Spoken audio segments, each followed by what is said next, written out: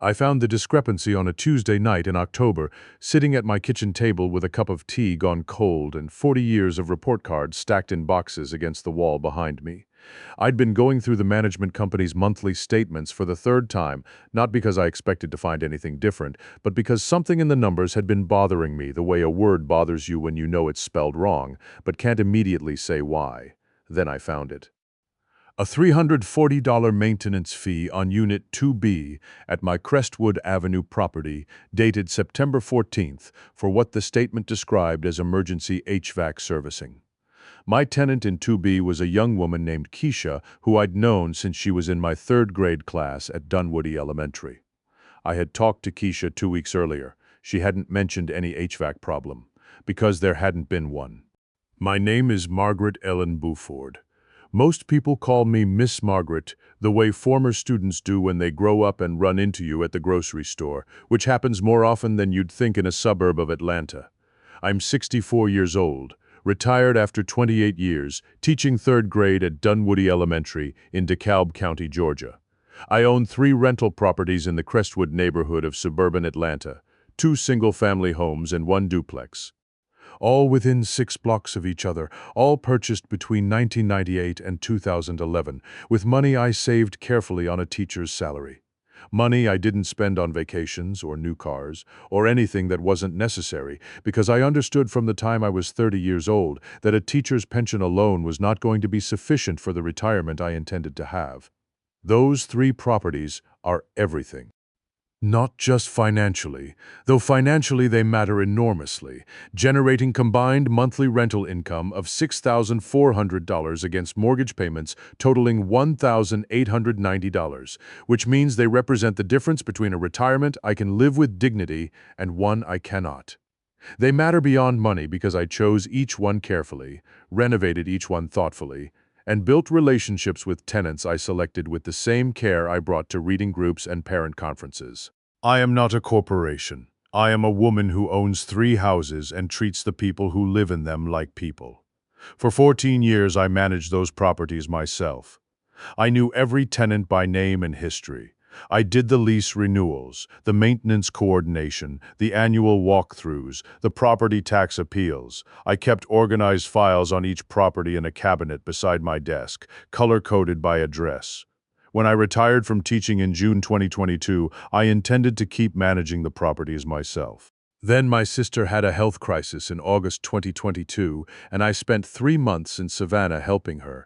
And when I came back, I found 2 maintenance issues that had been deferred too long and 1 tenant situation that had deteriorated without my attention. I decided I needed professional help, at least temporarily. Pinnacle Property Management had been operating in the northern Atlanta suburbs for about 7 years. Their website showed a professional office, professional photographs, testimonials from property owners describing stress-free passive income.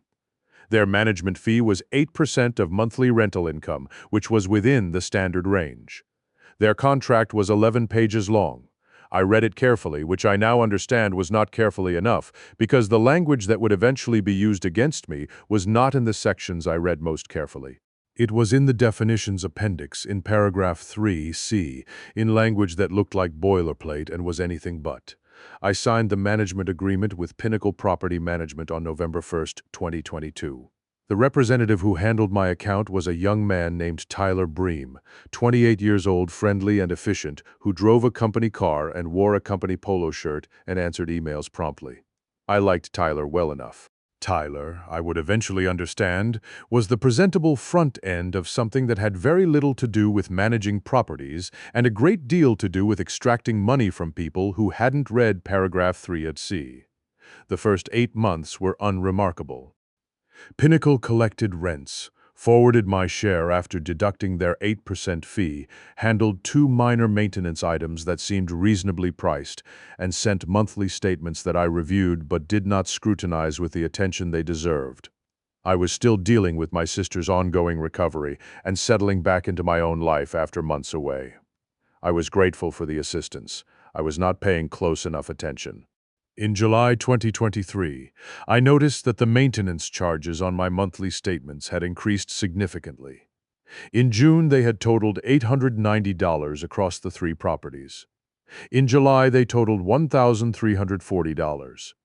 In August, $1,580. I called Tyler and asked about the increase. He explained that summer was peak season for HVAC issues in the Atlanta heat, and that he'd authorized several preventive maintenance visits to keep systems running efficiently. He said this was standard practice and referenced a clause in our management agreement authorizing maintenance expenditures up to $500 per incident without owner approval. I went back to the management agreement and found the clause. It was in Section 8, and it did in fact authorize maintenance expenditures up to $500 per incident. What I had not focused on was that Section 8 cross-referenced the definitions appendix, and paragraph 3C of that appendix defined incident in a way that made the $500 cap nearly meaningless. An incident was defined as a discrete maintenance event at a single unit on a single date. Multiple maintenance events at the same property on the same date were each considered separate incidents if they involved different systems or components. A visit that addressed both an HVAC filter replacement and a water heater inspection could be billed as two separate incidents of $499 each, totaling $998 without triggering the owner notification requirement. I sat with that for a long time. I went back through every statement since November 2022 with a highlighter and a legal pad. It took me most of a Saturday. What I found was this. In the 9 months since I'd signed with Pinnacle, I had been charged $14,200 in maintenance fees. Of that amount, I could document through my own knowledge of the properties that approximately $3,100 represented legitimate work I had verified independently through conversations with my tenants. The remaining $1,100 was charges I could not verify, for work I had no evidence had been performed. I called each of my tenants that weekend. Keisha in 2B confirmed the September HVAC charge was for work that had not occurred. My tenant at the first house on Crestwood, a man named Robert who worked at the Fulton County Public Library and had lived there for 4 years, told me he had not seen a maintenance worker at the property in the past 6 months, despite several charges on the statements for work at that address.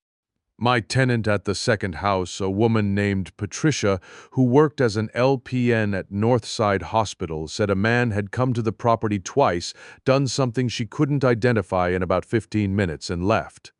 The 2 visits corresponded to 2 charges totaling $860. I kept all of this in my legal pad. Dates, names, amounts, statements from tenants. Then I called my former student. Marcus Webb is 31 years old and works as an investigative reporter for the Atlanta Journal-Constitution. He was in my 3rd grade class in 2001, a quiet, careful boy who asked better questions than most adults and read 3 grade levels ahead. I had written him a college recommendation letter in 2010. We had stayed in touch the way you stay in touch with students who leave a mark, a card at Christmas, a text when something in the news connects to a conversation we'd had years before. When I called him on a Sunday afternoon in October 2023 and told him what I'd found in my management statements, he was quiet for a moment and then said, "Miss Margaret, how many other property owners are with Pinnacle?" I hadn't thought about that yet. I'd been focused on my own situation. "Their website says they manage over 400 properties in the northern Atlanta suburbs," I said. Another pause. "Can I come see your documents?" Marcus came to my house the following Tuesday evening. He sat at my kitchen table and went through my organized files with the same careful attention he'd brought to reading in 3rd grade. He asked precise questions. He photographed my monthly statements with his phone. He looked at the definitions appendix to my management contract for a long time without speaking. "Paragraph 3, Ruckus C," he said finally. "Yes, this is not a mistake. Someone wrote this language deliberately." "I know," he looked up at me. "If they're doing this across 400 properties, the numbers are significant." "Very significant," I said. "But Marcus, I need you to understand something. My first concern is my own situation.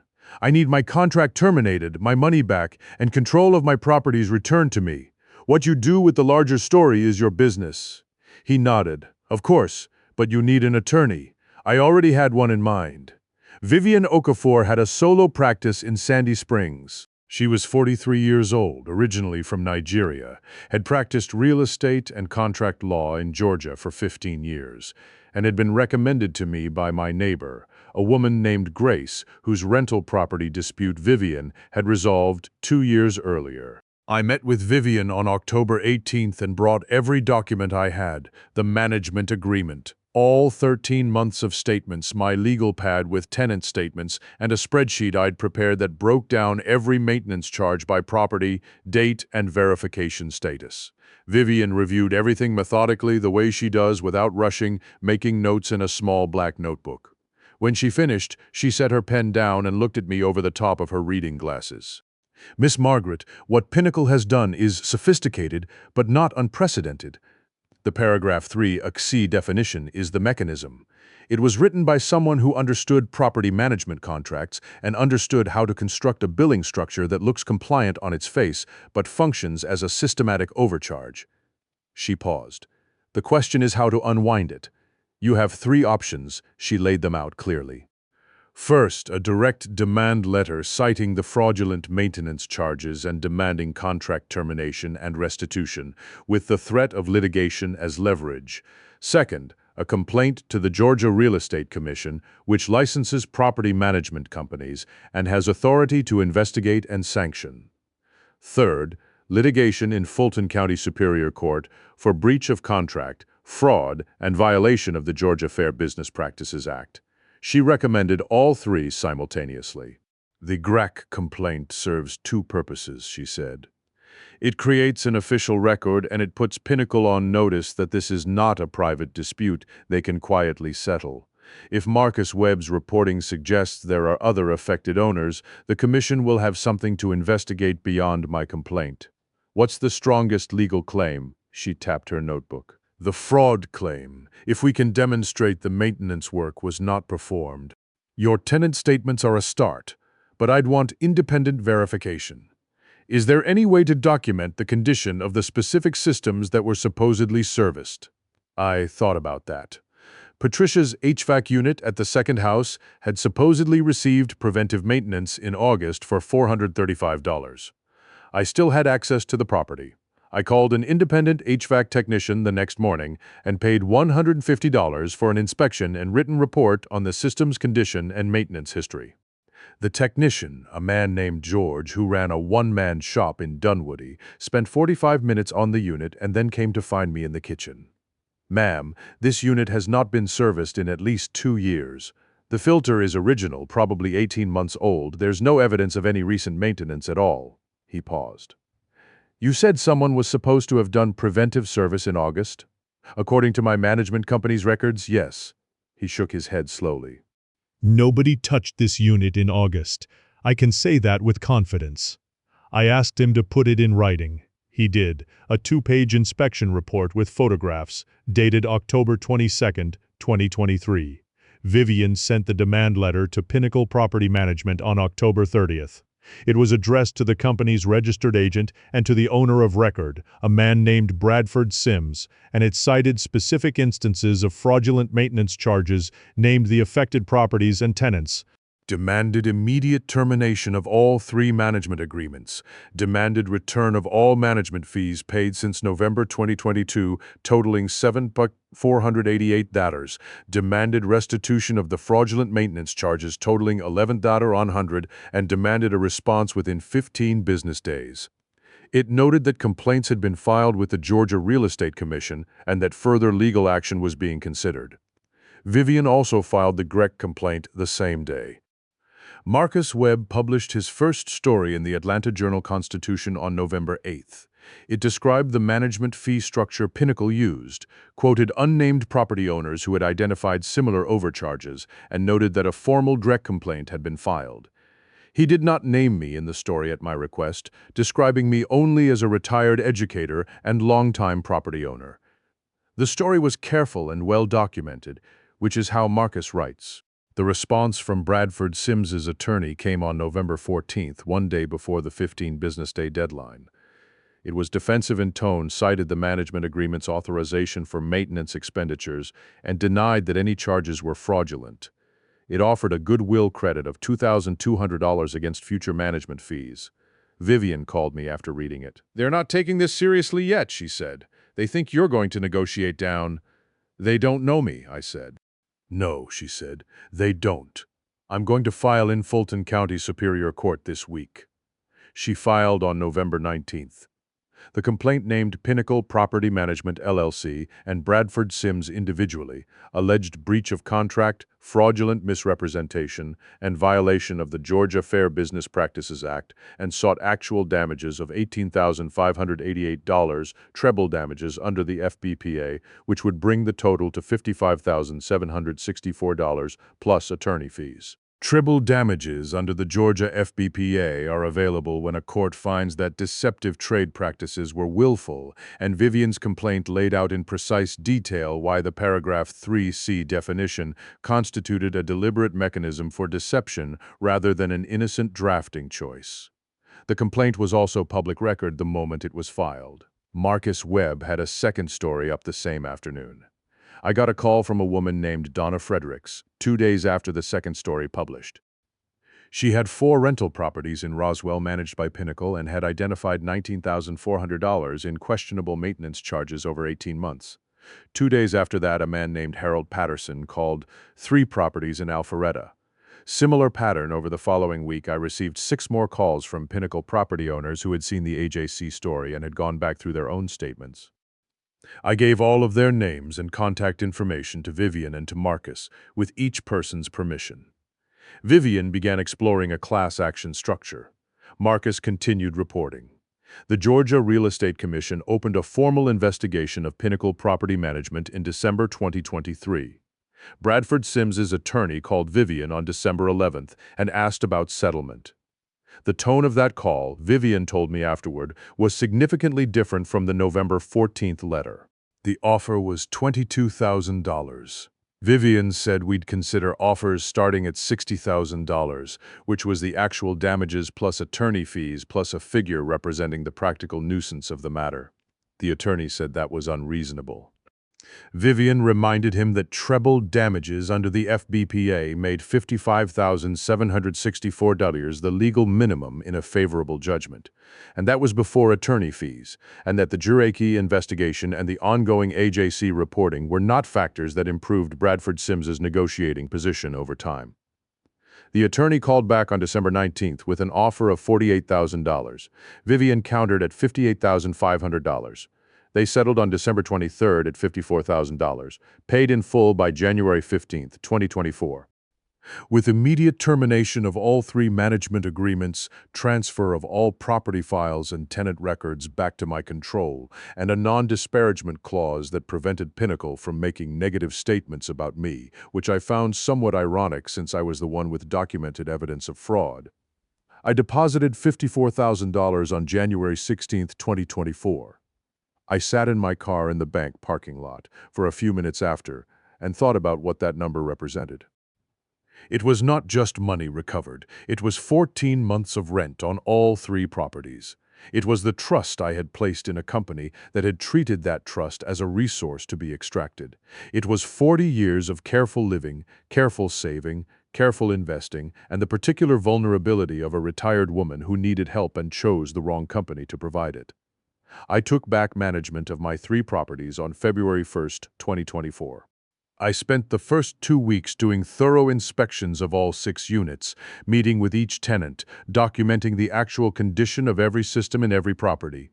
Some maintenance had been deferred. I scheduled and paid for it directly, with contractors I selected myself, at prices I verified were reasonable. The total legitimate maintenance bill for the first quarter of 2024 was $4,200. For comparison, Pinnacle had charged me an average of $1,580 per month in the final months of our agreement. Donna Fredericks settled her individual case in March 2024 for $41,000. The class action that Vivian had been exploring was eventually structured as a coordinated set of individual cases rather than a formal class, which Vivian explained was strategically better given the specific nature of each owner's damages. By April 2024, 8 former Pinnacle clients had either settled or had active cases pending. The total recovery across all cases would eventually exceed $380,000. The Georgia Real Estate Commission concluded its investigation in May 2024 and issued a formal disciplinary order against Pinnacle Property Management LLC, citing deceptive trade practices, misrepresentation of services rendered, and improper disbursement of owner funds. Bradford Sims's property management license was suspended for 18 months. The company ceased operations in June 2024. Marcus Webb's reporting on the Pinnacle situation won a Georgia Associated Press Managing Editors Award in 2024 for investigative reporting on consumer fraud. He called to tell me, and I congratulated him the way I would congratulate any former student who had done good work, which is to say warmly and without excessive fuss. Tyler Bream, the account representative who had handled my properties, left Pinnacle 3 months before the Grec investigation concluded. I don't know where he went.